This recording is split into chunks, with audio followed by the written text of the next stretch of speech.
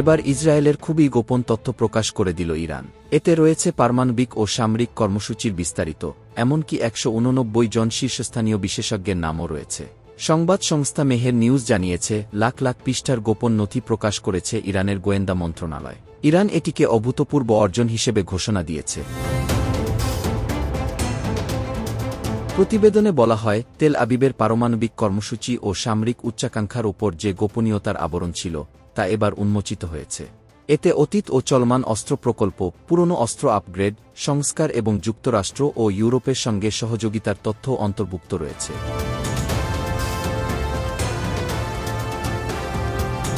Iran জানিয়েছে, এ ভাণ্ডারে ইসরায়েলের পারমাণবিক সক্ষমতা বিকাশে জড়িত প্রশাসনিক কাঠামো ও কর্মীদের বিশেষ তথ্য রয়েছে। চিহ্নিত করা হয়েছে 189 জন শীর্ষস্থানীয় পারমাণবিক ও সামরিক বিশেষজ্ঞকে, তাদের সংযোগ ও ভূমিকার তালিকা সহ। প্রতিবেদনে দেখানো হয়েছে তাদের পরিচয়পত্র ও ছবি। ইরানের গোয়েন্দা মন্ত্রী জোর দিয়ে বলেছেন, প্রকাশিত তথ্য কেবল শুরু মাত্র, আরও অনেক গোপন নথি রয়েছে তাদের হাতে।